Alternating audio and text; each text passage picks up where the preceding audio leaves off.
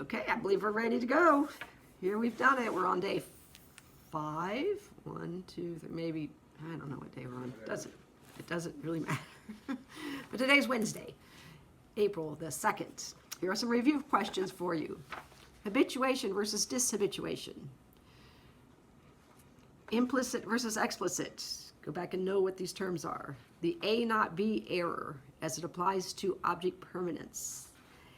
And zone of proximity.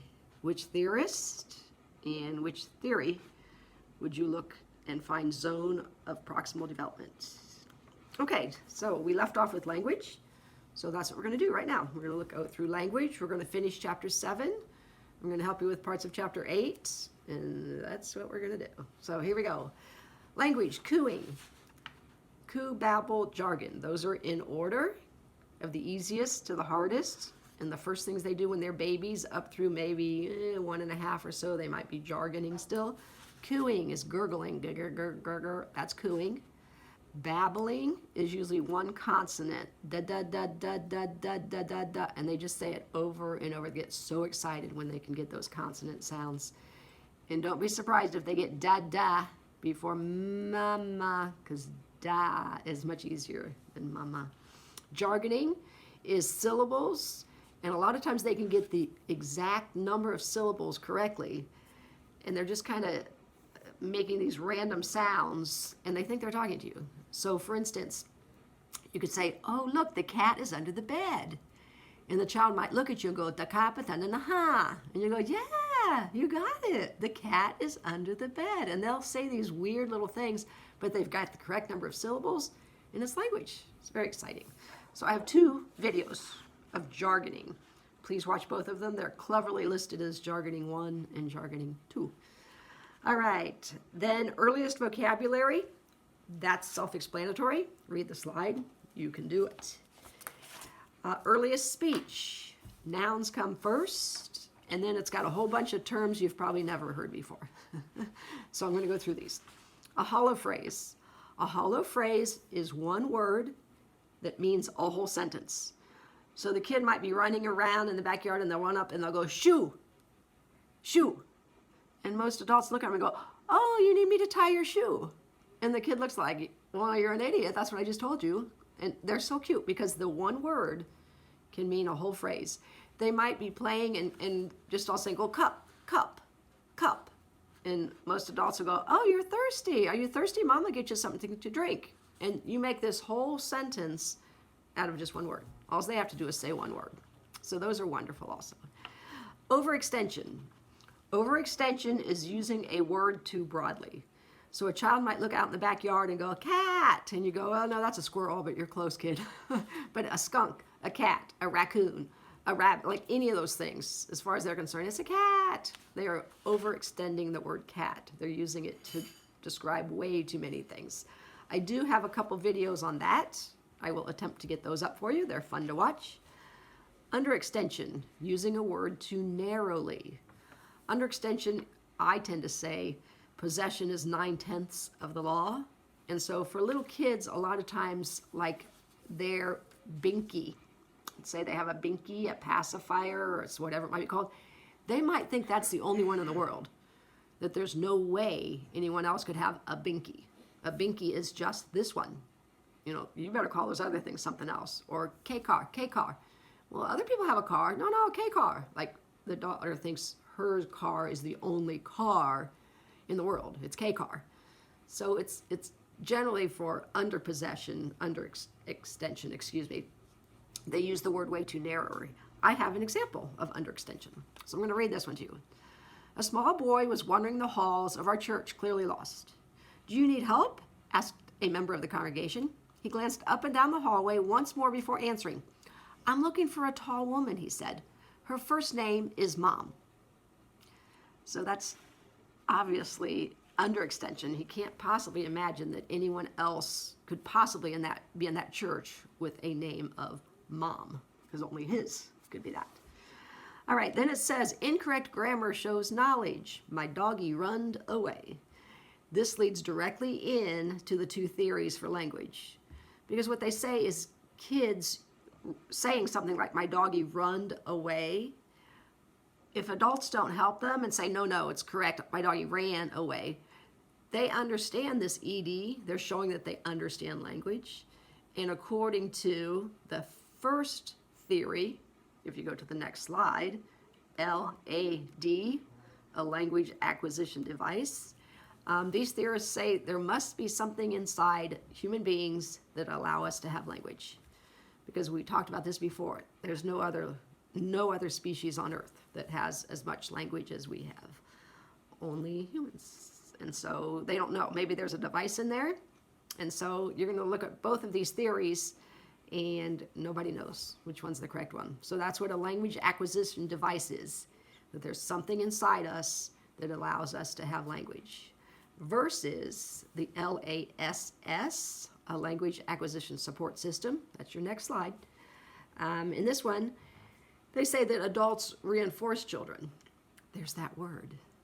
That's behavioralism. Reinforcing, that's like operant conditioning, in the sense that if a child says something, we reinforce them. That's great. Look at you. You're talking. Yay. Say it again. Daddy, say it again. And so we constantly reinforce them. And people who believe that it's a language acquisition support system, they say it's purely nurture. It's nurture that is getting this child to learn language versus the language acquisition device. And they're the ones who say it's nature, that you're born with something that allows you to have language. Okay, then it does have fast mapping on there. And for fast mapping, children can figure words out by the words around it in the sentence. And so that's pretty easy to understand. But again, I have examples. Here's one of my favorite ones for fast mapping. One day, a child at my 4-year-old's preschool told her classmates that she needed a damp towel. Some of the other kids thought she said a naughty word and told on her. The teacher stepped in to explain. If your mommy asked you to bring her a damp towel, what does she want? A little girl blurted out, she means she wants that towel right now. So I think she's heard that used a different way. Damp. Sounds similar to another word. Here's another one. I think this one's pretty funny. A mother asks her young sons what they want for breakfast. The first little boy says, I'll have some goddamn pancakes. Excuse my language. The mother angrily sends him to his room for cursing. She glares at the other little boy and asks, what do you want for breakfast? The little boy says, well, I sure don't want the goddamn pancakes. Yeah, fast mapping. Figuring a word out by what's around it. Okay, then it goes on to children's vocabulary is affected by how much language they hear at home. Please read that slide. It's very self-explanatory. Stated another way, very self-explanatory. And then I want to tell you about a Wall Street Journal article that I have put into the files. It's actually 3 pages, but each page is like a little paragraph this big. And so I had to take pictures of it with my phone. It's a very good article. It's about reading to your children. And one of our questions today will be with regard to that article. So make sure you read that article. Okay, we're done with chapter 7. Chapter 8. So chapter 8 is psychosocial development in the first 3 years. Chapter 8. So it starts out with temperament. It says easy babies, difficult babies, and slow to warm up babies. Generally speaking, babies they think are born with a specific temperament. And if a baby is an easy baby, it means their biological functionings work. They poop easy, they eat easy, they burp easy. They're just an easy baby. And then if they're difficult, obviously they don't do any of those things easily. And then slow to warm up was added because what they look at also is an easy baby you can take anywhere. Like you can take it to grandma's house and it doesn't cry. You can take it here, it doesn't cry. It can go to different places in the world and they don't cry. And difficult babies cry no matter where you take them. And then slow to warm up babies, they just say it takes them a little longer. It takes them a little longer, and then they're able to be okay at grandma's house. It takes them a while. They cry, they cry, they cry. You shush them, you swaddle them, use all your S's. Take care of that baby. Okay, then it goes on to emotions. This one does have an activity. And in the activity, you are going to answer one of the questions for today's 4 questions. So it starts with the 6 basic emotions. That's pretty simple. Just read it. Basic emotions, versus secondary emotions. Basic emotions, babies just show this. They suggest that they're possibly born with these emotions. Secondary emotions, you need somebody else. You can't show embarrassment if there's nobody to be embarrassed in front of, that kind of thing. Okay, so here's the little activity. I'm going to hold this up, and you're going to write these down and pause the screen if you have to. Okay? All right, got those down, and see how there's a little space in front of them? Then you're going to take these baby pictures. I'm going to hold it up real close on the screen so I can see it. Okay, now look at those pictures, and you're going to decide which one of those is showing surprise, which one is distress, which one is joy. It's kind of fun. So you're going to look through those and figure which is which. You can always pause and go back as you need. So that's that activity. And then the last slide for today's lesson is Erik Erikson. And we're about 11 minutes in. I think we're doing fine. Erik Erikson, stage 1, trust versus mistrust. Essentially what this means is a little child, birth to 18 months, are these people going to take care of me? Children learn trust.